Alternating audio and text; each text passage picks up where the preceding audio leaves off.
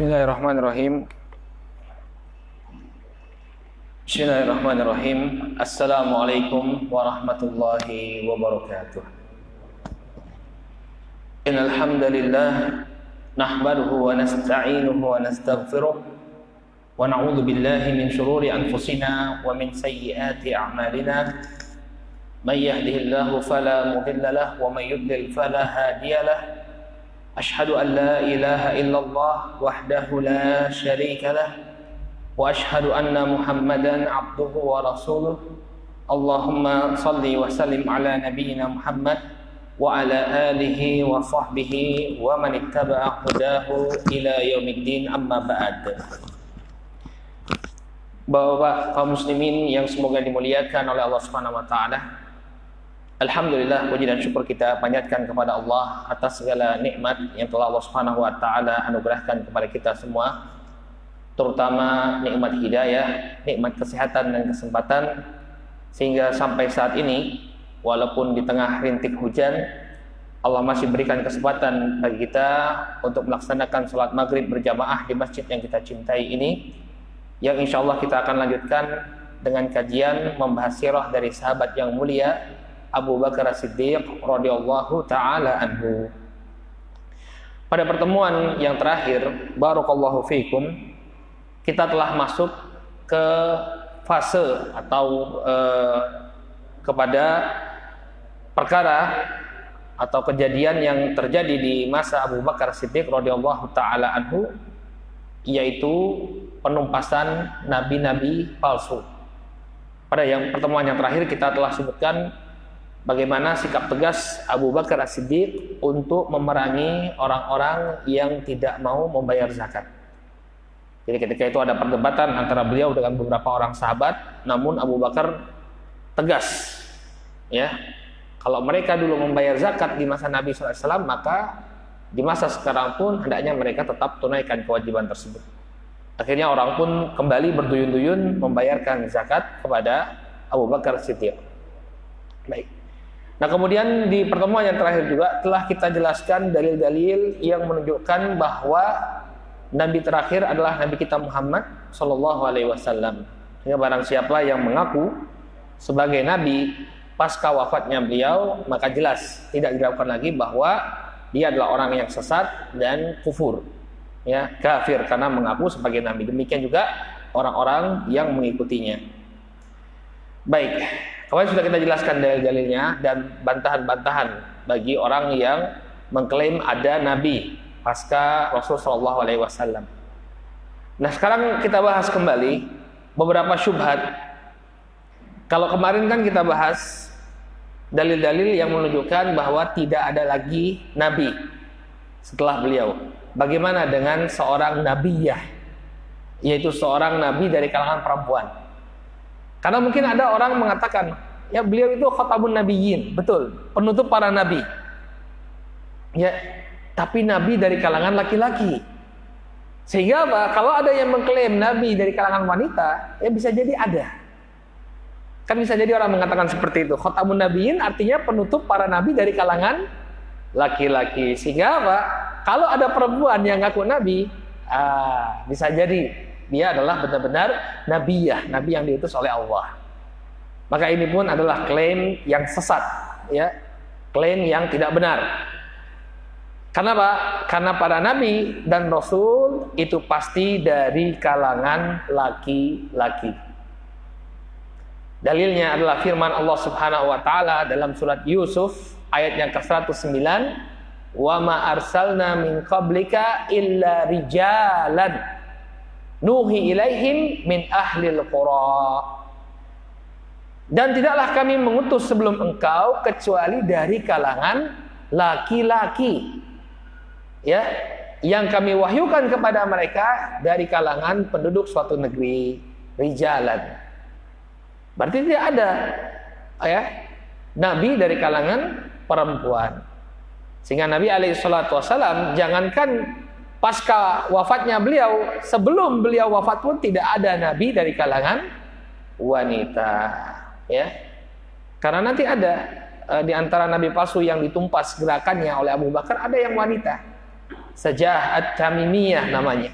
seorang wanita yang dahulunya seorang Nasrani ya, kemudian mengaku sebagai nabi pasca wafatnya beliau alaihi salatu wassalam. Di dalam tafsirnya Al-Imam Ibnu Katsir rahimahullahu taala menjelaskan, yukhbiru ta'ala annahu innama arsala rasulahu minar rijal la minan nisa. Di dalam ayat ini Allah mengkhabarkan bahwa dia tidaklah mengutus ya seorang rasul pun dari kalangan wanita, melainkan pasti dari kalangan laki-laki. Wa hadza qaulu jumhuril ulama, dan ini merupakan pendapatnya mayoritas para ulama. Kama dalla alaihi siyaqu hadhil ayatil karimah, sebagaimana yang ditegaskan oleh ayat ini. Minar rijal ya, illa rijalan, illa rijalan, kecuali dari kalangan laki-laki. Sehingga tidak mungkin ada rasul dari kalangan perempuan. Annallaha ta'ala lam yuhi ila imra'atin min banati bani Adam wahya tasyri'. Ayat ini menegaskan bahwa Allah tidaklah mewahyukan kepada seorang wanita pun dari anak keturunannya Adam alaihissalam dengan wahyu yang mengandung pensyariatan. Jadi ini tegas, ayat ini menunjukkan bahwa tidak ada nabi atau rasul dari kalangan wanita. Kemudian ada syubhat yang mungkin disampaikan sebagian orang, yaitu Maryam dapat wahyu. Ya, pertama ketika Jibril mengatakan kepadanya bahwa dia akan mengandung seorang anak, kemudian Maryam mengingkari, bagaimana saya bisa mengandung seorang anak padahal tidak ada seorang laki-laki pun yang menyentuhku. Ya, bertemu dengan Jibril, kemudian demikian juga dia diperintahkan untuk apa? Menggoyang-goyangkan pohon kurma, mendapatkan wahyu. Nah, itu bagaimana dengan keberadaan Maryam yang mendapatkan wahyu? Maka kita jelaskan bahwa wahyu yang disampaikan kepada Maryam bukan wahyu pensyariatan. Ya, hanya pengkhabaran bahwa beliau akan melahirkan seorang anak laki-laki. Demikian juga pengkhabaran, perintah baginya untuk apa? Menggoyang-goyangkan pohon kurma. Baik, ya. Jadi tidak kemudian menaikkan derajat Maryam alaihissalam sebagai nabi atau rasul. Allah Subhanahu wa taala menyebutnya dengan siddiqah, wanita yang membenarkan, bukan sebagai nabiyah. Dalam sebuah hadis yang diriwayatkan, dalam sebuah ayat ya, dalam surah Al-Maidah ayat ke-75, Allah Subhanahu wa taala berfirman, "Mal Masihu ibnu Maryam illa rasul, qad khalat min qablihi rusul wa ummuhu siddiqah, kana ya'kulani ta'am." Kata Allah Subhanahu wa taala, adapun Al-Masih ya, putranya Maryam, dia hanya seorang rasul. Tidak mencapai derajat ketuhanan yang layak disembah atau tidak kemudian disebut sebagai anak Tuhan. Nah, Isa Al-Masih hanya rasul. Ya. Qad khalat min qablihi rusul. Telah berlalu sebelum beliau para rasul. Wa ummuhu siddiqah, dan ibunya adalah seorang siddiqah, orang yang membenarkan, yang benar keimanannya. Kana ya'kulani ta'am, dan kedua-duanya memakan makanan. Ya. Ini bantahan bagi orang-orang Nasrani yang mengangkat Isa alaihissalam dan ibunya Maryam alaihissalam mencapai derajat Tuhan atau anak Tuhan. Mereka hanya manusia biasa. Nabi Isa hanya seorang rasul dan sudah berlalu rasul-rasul seperti beliau. Adapun ibu beliau Maryam alaihissalam juga wanita biasa. Dia sampai kepada derajat siddiqah, yang membenarkan, yang benar-benar keimanannya, ya sungguh-sungguh keimanannya kepada Allah Subhanahu wa taala. Sehingga kesimpulannya apa yang disampaikan oleh Imam Al-Hasan Al-Basri sebagaimana yang dinukilkan oleh Al-Hafidz Ibnu Hajar dalam Fathul Bari, laisa fin nisa'i nabiyatan wala fil jin. Tidak ada ya nabi dari kalangan wanita dan juga tidak ada nabi dari kalangan jin. Rijalan artinya manusia, laki-laki dari kalangan manusia. Sehingga klaim siapapun itu, baik laki-laki maupun perempuan, klaim bahwa dia adalah nabi pasca wafatnya Nabi SAW adalah klaim yang sesat. Harus kita yakini. Siapapun itu, punya keajaiban sebesar apapun, ya, wajib bagi kita untuk menegaskan dengan tegas, menyatakan bahwa dia adalah ya sosok yang sesat. Baik, sekarang kita kembali ke sirahnya Abu Bakar As-Siddiq. Siapa saja nabi-nabi palsu yang muncul di masa beliau? Yang pertama adalah Al-Aswad Al-Ansi. Al-Aswad Al-Ansi. Beliau ini dari Yaman. Kalau panjenengan pernah buka YouTube, ada seorang anak usia 10 tahun, ya. Beliau juara Quran. Ya, bacaannya Masya Allah. Belakangnya Al-Ansi. Saya itu ketika baca namanya itu kok kayaknya akrab gitu loh, Pak. Siapa ya yang namanya Al-Ansi, Al-Ansi, Al-Ansi? Kemudian dikatakan bahwa ini aslinya dari Yaman. Baru ingat, oh, satu keluarga sama Nabi palsu ya. Nabi palsu Al-Ansi. Tapi ini bukan celaan kepada kabilah mereka ya. Jangan kemudian ada seorang yang sesat ya dari kabilah Al-Ansi kemudian semuanya jadi jelek. Terkadang kita mengeneralisir ketika ada orang sesat dari suatu kaum atau dari suatu suku kemudian jelek semua. Ya, Al-Ansi yang Nabi palsu beda dengan Al-Ansi yang seorang qari. Ya. Kemudian yang kedua, Tulaihah bin Khuwailid Al-Asadi. Tulaihah bin Khuwailid Al-Asadi. Ya, ini juga Nabi palsu yang muncul di masa Abu Bakar. Dan pada hakikatnya sebagian di antara mereka ini muncul mengaku mengklaim sebagai Nabi bahkan ketika Nabi itu masih hidup. Rasulullah SAW masih hidup. Seperti Musailimah Al-Kadzdzab, nanti kita akan sampai pada kisahnya. Ya, dia itu datang ke kota Madinah kemudian menawarkan kepada Nabi SAW untuk berbagi kekuasaan. Ya, kamu menjadi nabi di daerah Hijaz, saya menjadi nabi di daerah Najd katanya. Jadi bagi dua. Jadi mereka itu sudah muncul di masa Nabi SAW. Kemudian yang ketiga Musailimah Al-Kadzdzab, dan yang keempat Sajah bintul Harith At-Tamimiyah. Ya, dari Bani Tamim. Nah, inilah 4 nabi palsu yang muncul di era Abu Bakar As-Siddiq radhiyallahu taala. Bagaimana kisahnya? Kita akan bahas satu persatu. Kita mulai dari yang pertama, Al-Aswad Al-Ansi. Al-Ansi. Jadi ketika Nabi SAW itu masih hidup, ya, beliau mengutus para sahabat untuk berdakwah, ya, di negeri Yaman. Maka sahabat seperti Ali bin Abi Thalib, Mu'ad bin Jabal, kemudian Abu Musa Al-Ash'ari diutus oleh Nabi SAW untuk berdakwah di Yaman, sehingga mayoritas penduduk Yaman ya menjadi Muslim. Jadi Yaman di masa Nabi SAW menjadi negeri Muslim. Namun kemudian ada seseorang yang bernama Al-Aswad Al-Ansi. Ini pun bukan nama asli. Nama aslinya Abhalah bin Ka'ab. Ya. Di masa Nabi SAW di akhir-akhir, di penghujung usianya Nabi SAW, sebelum beliau wafat, Al-Aswad Al-Ansi ini mengumpulkan 700 orang pengikut. Ya, dia mengaku sebagai Nabi, kemudian mengumpulkan 700 orang pengikut, lalu kemudian mengambil alih kota Son'a sebagai ibu kota Yaman ketika itu. Maka gubernur Yaman yang seorang Muslim bernama Syahr bin Badan.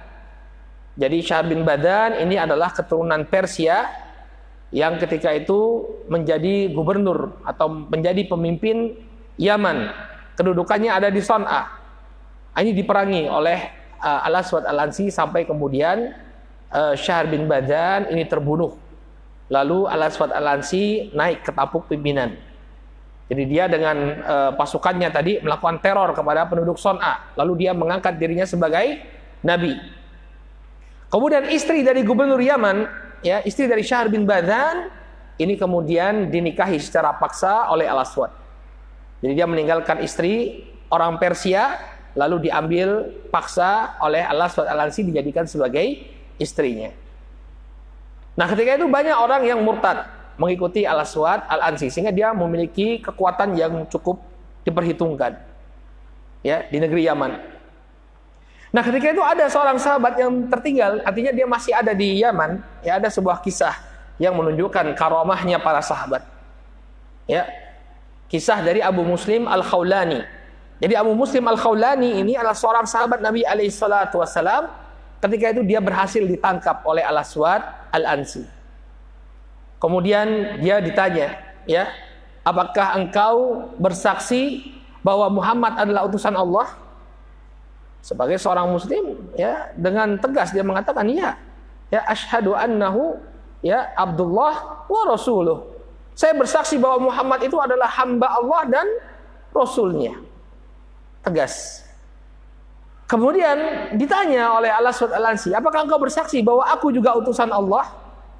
Maka Abu Muslim Al-Khawlani mengatakan, telingaku tersumbat, aku tidak bisa mendengar ucapanmu. Artinya dia tidak mau mengakui keberadaan Al-Aswad Al-Ansi sebagai Nabi. Ya. Maka kemudian kesalah Al-Aswad Al-Ansi. Apa yang dia lakukan? Ya, dia melakukan hal yang terjadi atau yang dilakukan kepada Nabi Ibrahim alaihissalam. Ketika dulu Nabi Ibrahim alaihissalam dihukum oleh kaumnya, bagaimana caranya?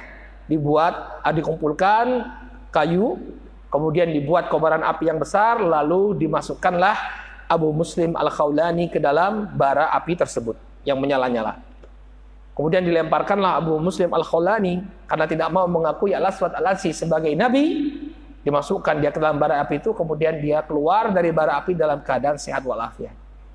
Ini karomah, karomatul aulia, karomah dari para wali. Ya, yang Allah berikan kepada siapa yang Allah Subhanahu wa taala kehendaki.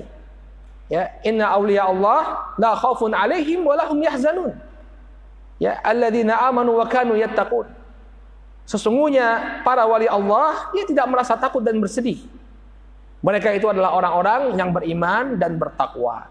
Kata para ulama, setiap orang yang beriman dan bertakwa, mereka adalah waliullah, wali Allah, yang berhak untuk mendapatkan pertolongan dari Allah Subhanahu wa taala.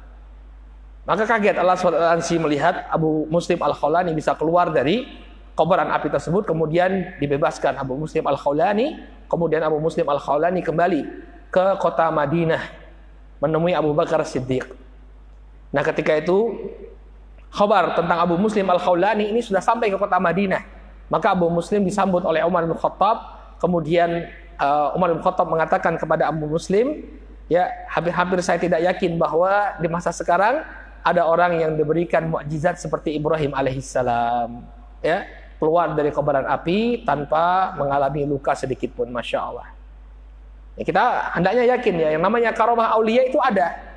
Tapi itu tadi cirinya. Bagaimana ciri wali Allah? Alladzina amanu wa kanu yattaqun. Dia beriman dan bertakwa. Orang yang bertakwa, masya Allah, menjaga ibadahnya kepada Allah Subhanahu wa taala. Ya. Persepsi sebagian kaum muslimin ketika dikatakan wali Allah, pasti apa? Kalau misalnya panjenengan mendengar kata wali Allah, apa yang ada di benak panjenengan semua? Pasti orang yang punya keajaiban. Ini persepsi yang keliru. Wali Allah bukan orang yang punya keajaiban. Tapi apa? Sebagaimana yang didefinisikan oleh Allah. Ya, alladzina amanu wa kanu yattaqun. Ini orang-orang yang beriman dan bertakwa, semuanya wali Allah. Kadang Allah berikan karomah kepadanya, ya, dalam bentuk apa? Keajaiban-keajaiban seperti itu, kadang yang enggak ada, seperti orang yang biasa. Makanya tolak ukur wali Allah itu bukan keajaibannya, tapi bagaimana pengamalan dia terhadap syariat Allah. Beriman dan bertakwa.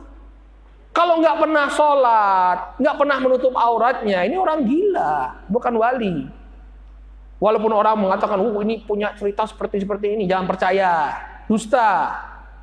Jangan percaya. Wali Allah itu yang beriman dan bertakwa. Kalau orang nggak tutup auratnya, jalan-jalan di jalan, kemudian katanya ada karomahnya, ini orang gila.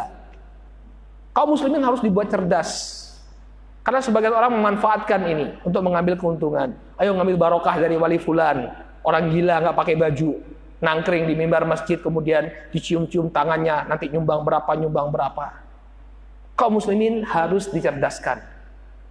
Ciri wali Allah adalah orang itu beriman dan bertakwa. Dia menjalankan syariat Allah. Kalau nggak pernah sholat, apakah bertakwa? Nggak bertakwa. Ya. Makanya kaum muslimin harus cerdas. Wali Allah bukan orang yang punya keajaiban-keajaiban, tapi orang yang beriman dan bertakwa kepada Allah. Kalau nggak pernah sholat, ya jelas. Ya Ustaz, itu levelnya sudah hakikat Ustaz. Ada syubhat dari kalangan mereka. Ya, wali itu levelnya udah apa? Hakikat, nggak perlu lagi sholat. Siapa orang yang paling utama di sisi Allah? Siapa orang yang paling dicintai oleh Allah? Rasulullah. Kaki beliau sampai bengkak karena sholat. Ya gak? Ibadah beliau Masya Allah. Ini orang nggak sholat kemudian ngaku sebagai wali Allah. Kaum muslimin harus dicerdaskan, barakallahu fikum. Ya, yang seperti ini adalah pendapat atau pandangan yang keliru. Ya, pandangan yang keliru kemudian dikarang, ya cerita-cerita. Misalnya, kenapa si fulan ini nggak pernah sholat Jumat, nggak pernah kelihatan sholat Jumat? Katanya apa? Sholat Jumatnya di Mekah. Mekah lagi isolasi sekarang, ya. Ya. Katanya sholat Jumatnya di Mekah. Ketika sholat asar ketemu, ketika waktu asar ketemu loh. Katanya sholat Jumatnya di Mekah. Iya tadi, Mekah belum sholat, ya. Bedanya 4 jam dengan kita. Makanya kaum muslimin itu harus kritis, cerdas. Adapun Abu Muslim Al-Khawlani, ya beliau seorang sahabat Nabi SAW. Ini adalah karomah yang ada pada diri beliau radhiyallahu taala anhu. Maka bagaimana akhir dari kisah Al-Aswad Al-Ansi? Jadi setelah dia berhasil menguasai kota Son'a, ketika itu dia menempati istana gubernur yang dia bunuh. Nah, ketika itu seorang muslim, ini seorang dari kalangan kaum muslimin di Yaman yang bernama Fairuz Ad-Dailami. Fairuz Ad-Dailami ini seorang berkebangsaan Persia, tapi dia seorang muslim dan masih memiliki hubungan kekerabatan dengan istri gubernur yang dinikahi paksa oleh Al-Aswad Al-Ansi. Maka Fairuz Ad-Dailami ini dia menyelinap ke dalam kamarnya Al-Aswad Al-Ansi. Kemudian ketika Al-Aswad Al-Ansi lengah, digorok lehernya. Ya, digorok lehernya. Kemudian terdengar suara seperti sapi yang melenggung. Wok, wok, seperti itu. Maka bala tentaranya berkumpul. Curiga kan, kok dari kamar Nabi kok muncul suara sapi gitu ya. Akhirnya mereka gedor-gedor pintu. Ada apa yang terjadi? Maka istri dari Al-Aswad Al-Ansi mengatakan, Nabi kalian sedang menerima wahyu, tenang saja. Ya, akhirnya mereka pergi. Begitu tuntas tugas membunuh Al-Aswad Al-Ansi, ketika waktu fajar tiba, orang-orang berkumpul kemudian dilempar kepala Al-Aswad Al-Ansi. Ya, sambil mengatakan asyhadu anna Muhammadar Rasulullah wa anna abhalata kadzdzab. Aku bersaksi bahwa Muhammad adalah utusan Allah dan Abhala adalah seorang pendusta, dilempar kepalanya Al-Aswad Al-Ansi. Maka kemudian pasukan Al-Aswad kaget semua, wah kepala Nabi kita ini ya bergelinding di jalan. Maka mereka kabur. Kemudian orang-orang yang selama ini sebenarnya masih menyimpan keimanannya, tapi karena terancam oleh Al-Aswad Al-Ansi mulai menampakkan keberanian. Akhirnya pasukan Al-Aswad Al-Ansi tercerai-berai. Mereka pun dipukuli oleh masyarakat di jalan-jalan. Maka kemudian sampailah kabar pembunuhan Al-Aswad Al-Ansi ini ke hadapan Abu Bakar As-Siddiq radhiyallahu taala anhu. Jadi demikian akhir kehidupan dari seorang nabi palsu, yakni Al-Aswad Al-Ansi, ya, terhina kepalanya digorok ya oleh Fairuz Ad-Dailami radhiyallahu taala anhu. Baik, ini nabi yang pertama. Sekarang nabi yang kedua. Tulaihah bin Khuwailid Al-Asadi. Ya. Al-Asadi, beliau berasal dari Bani Asad. Al-Asadi artinya dari Bani Asad.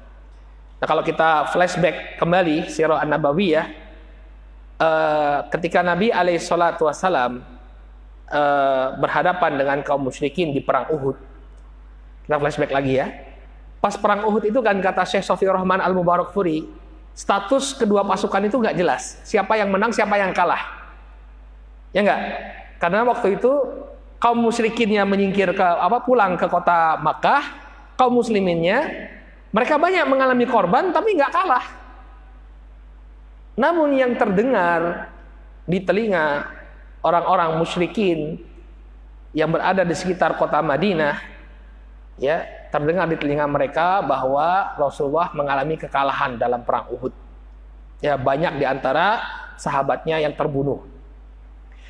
Maka kaum musyrikin, bukan kaum musyrikin Mekah ya, kaum musyrikin Mekah sudah kembali ke kota Makkah ya, di bawah pimpinan Abu Sufyan ketika itu.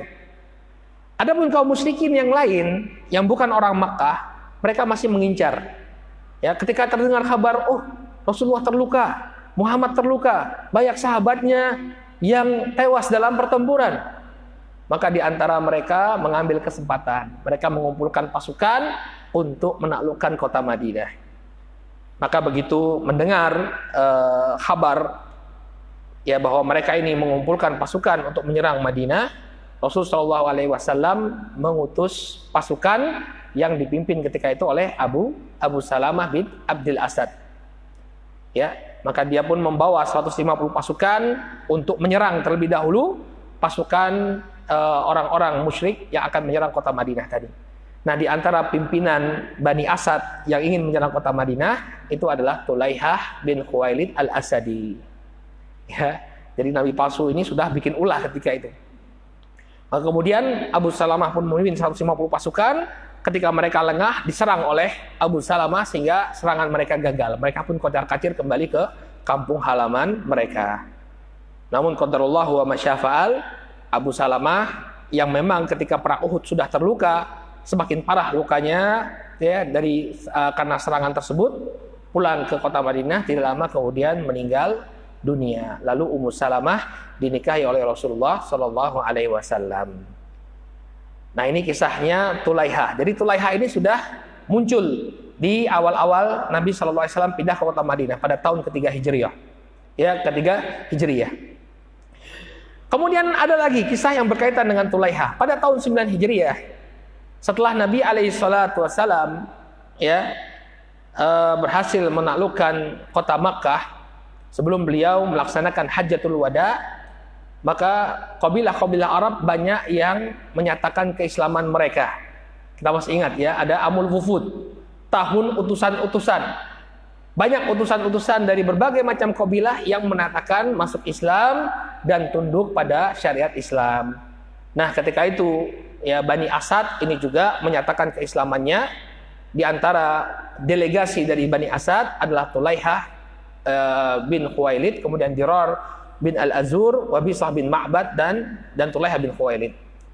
Ya, jadi dia sempat masuk Islam. Jadi pernah menyerang kaum muslimin, kemudian masuk Islam. Kemudian di masa-masa akhir hayat Nabi SAW, dia pun murtad dan mengaku sebagai Nabi. Ya, maka kemudian orang-orang pun ya menjadi pengikutnya Tulaihah bin Khuwailid al-Asadi. Akan tetapi ya mayoritas atau yang menjadi latar belakang mereka menjadi pengikutnya Tulaihah itu karena kefanatikan suku. Ya, karena kan begitu Nabi Shallallahu Alaihi Wasallam itu wafat, kepemimpinan kan dipegang oleh orang-orang Quraisy. Ini sama kasusnya dengan Musailimah. Musailimah itu juga menginginkan agar dia yang jadi pemimpin. Kok Quraisy terus? Ya, jadi ada sisi politiknya juga. Maka mereka tidak suka dengan keberadaan Quraisy yang menjadi khalifah, ya, dengan ditempati oleh Abu Bakar As-Siddiq. Maka kemudian Bani Asad pun mengikuti Tulaihah. Demikian juga orang-orang Ghatafan. Orang-orang Ghatafan ini masih ingat ya Bapak-bapak, ketika perang Ahzab, ya, ketika kaum musyrikin Quraisy mengepung kota Madinah, kemudian Nabi Shallallahu Alaihi Wasallam atas usul dari Salman Al-Farisi membuat parit untuk melindungi kota Madinah. Ketika itu Quraisy datang dengan 6.000 pasukan. Lalu dari suku-suku yang lain selain Quraisy, ya, berkumpul 4.000 orang. Sehingga totalnya 10.000 orang yang mengepung kota Madinah. Nah, Quraisy 6.000 orang, yang 4.000 orang ini mayoritasnya dari suku Ghatafan. Jadi mereka memang memusuhi Rasul Shallallahu Alaihi Wasallam. Maka ketika Tulaihah memproklamirkan dirinya sebagai seorang nabi, banyak di antara orang-orang Ghatafan ini ikut serta menjadi pengikutnya Tulaihah. Alasannya apa? Alasannya karena mereka tidak suka dengan orang-orang Quraisy. Jadi kebencian kepada Quraisy, ya, ini sudah dari dulu. Mereka menjadi pengikutnya Tulaihah karena kebencian mereka kepada Quraisy. Ya. Kemudian alasan mereka juga bahwa nabinya orang Quraisy ini sudah meninggal. Sekarang ada nabi yang masih hidup. Maka siapa yang lebih layak untuk diikuti? Nabi yang sudah mati atau nabi yang masih hidup? Kata mereka, nabi yang masih hidup. Maka mereka pun menjadi pengikutnya Tulaihah bin Asad, ya, Tulaihah bin Khuwailid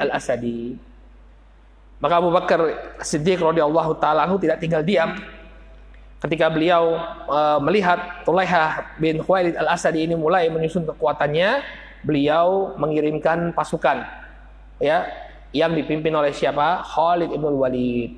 Jadi Khalid ibn Walid dikirimkan oleh Rasul Shallallahu Alaihi Wasallam untuk menumpas gerakan nabi palsu Tulaihah bin Khuwailid al-Asadi. Nah, ini satu hal yang satu tragedi yang terjadi ketika itu ya. Ketika itu Khalid mengirim utusan terlebih dahulu 2 orang sahabat untuk mendakwahi Tulaihah. Ya.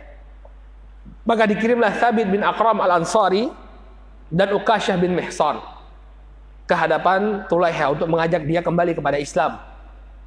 Tapi apa yang terjadi? Malah dieksekusi oleh Tulaihah. 2 sahabat yang mulia ini Uqasyah bin Mihsan ini sudah dijamin oleh Rasulullah SAW masuk surga.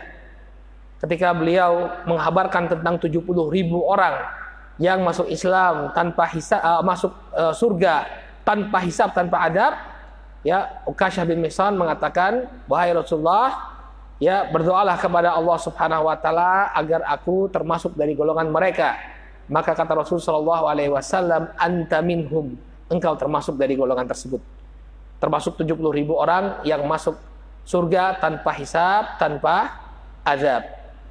Lalu ada orang yang datang kemudian meminta untuk didoakan kepada Nabi Sallallahu Alaihi Wasallam seperti Uqasyah, tapi kemudian kata Nabi Sallallahu Alaihi Wasallam, qad sabaqaka bihil Uqasyah, kamu telah didahului oleh Uqasyah. Nah, Uqasyah tewas ketika itu. Beliau syahid dibunuh oleh Tulaihah bin Khuwailid al-Asadi. Nah, disebutkan juga oleh sebagian para ulama bahwa Khalid juga mengutus Adi bin Hatim. Sahabat Adi bin Hatim ini diutus kepada kabilah-kabilah yang ada dari Bani Asad, dan beliau berhasil untuk mengajak kembali banyak dari kalangan Bani Asad untuk masuk Islam dan meninggalkan Tulaihah. Ya. Jadi utusannya ada 2. Ya, ada 3 ya. 2 diutus untuk mengajak Tulaihah kembali dan ini dieksekusi oleh Tulaihah. Ada utusan untuk mengajak pengikutnya kembali, yakni Adi bin Hatim, ya, dan dia berhasil. Banyak dari kalangan pengikutnya Tulaihah yang kembali masuk Islam dan meninggalkan gerakannya Tulaihah. Baru kemudian setelah Uqasyah bin Mihsan dan Thabit bin Aqram al-Ansari ini dibunuh oleh Tulaihah, baru diserang oleh siapa? Khalid bin Khuwailid, ya, Khalid bin Walid. Khalid bin Walid.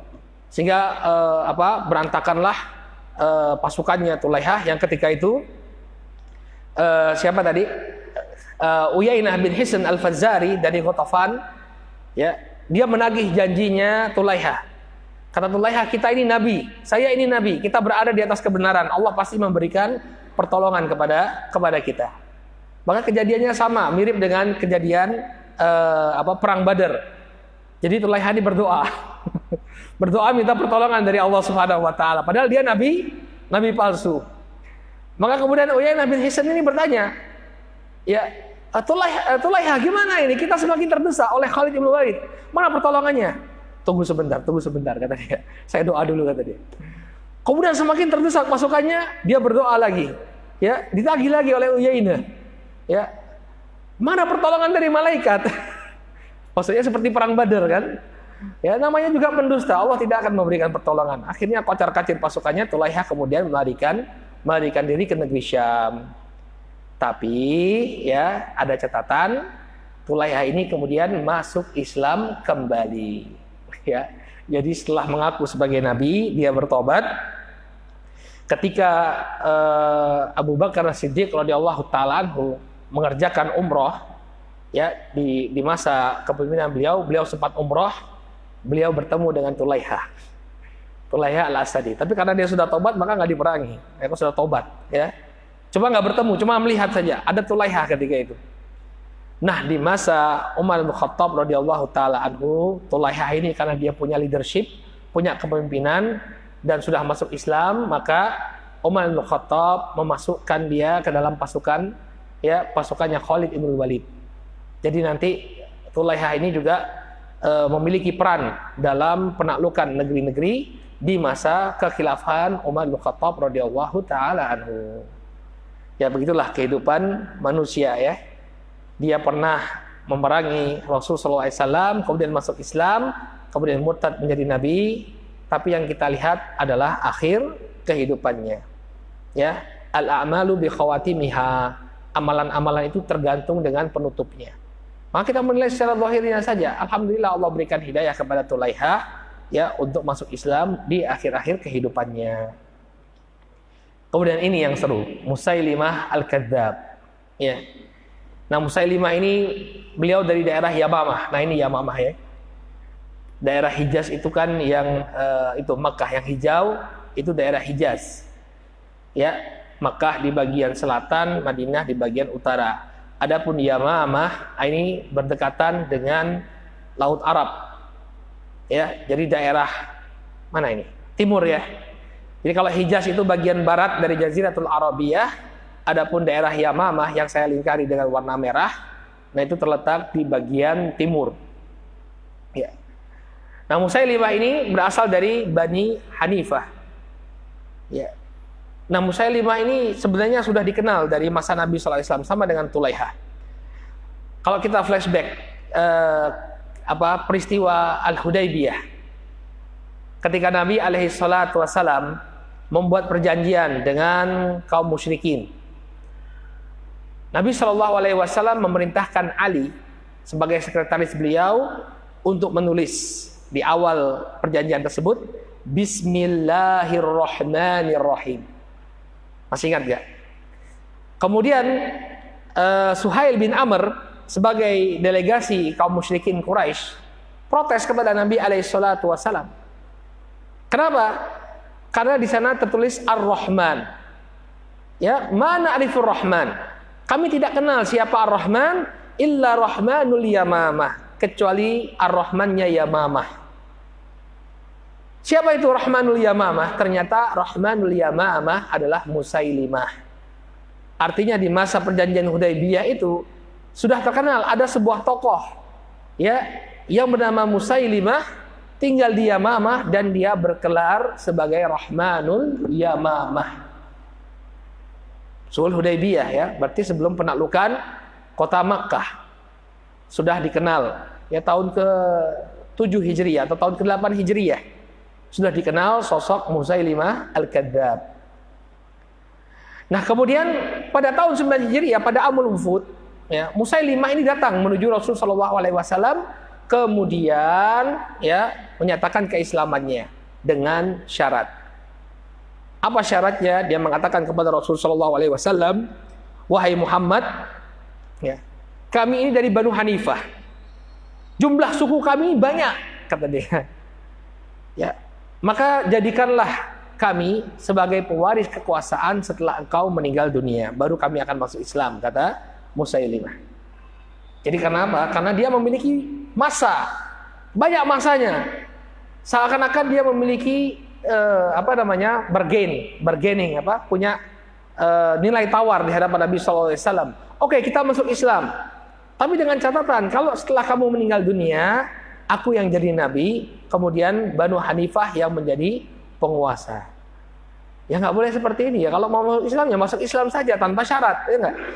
Tapi kalau syaratnya nanti kalau Nabi meninggal mereka yang jadi penguasa, maka Nabi SAW menolak permintaan mereka. Ya.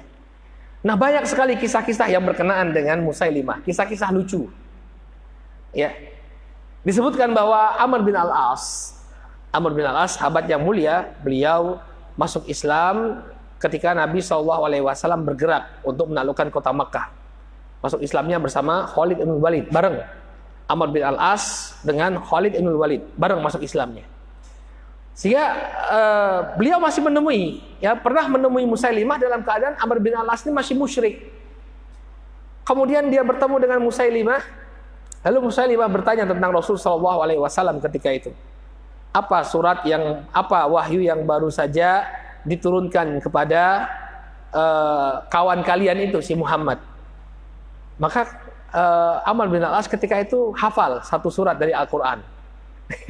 Bukan karena dia beriman, dia masih musyrik, tapi dia tahu, orang Arab ya, tahu surat dari Al-Quran. Ya. Mungkin ada juga kalau orang-orang Nasrani yang dulunya sekolah di sekolah-sekolah kaum muslimin, mungkin punya hafalan juga. Teman saya itu kalau disuruh baca Al-Fatihah, Chinese dia, Katolik. Kalau dibaca Al-Fatihah, suruh baca Al-Fatihah, hafal dia. Karena dulu nggak ada guru Katolik, akhirnya ikut pelajaran agama Islam. Hafal Al-Fatihah dia. Maka Amr bin Al-As ini hafal surat Al-Asr.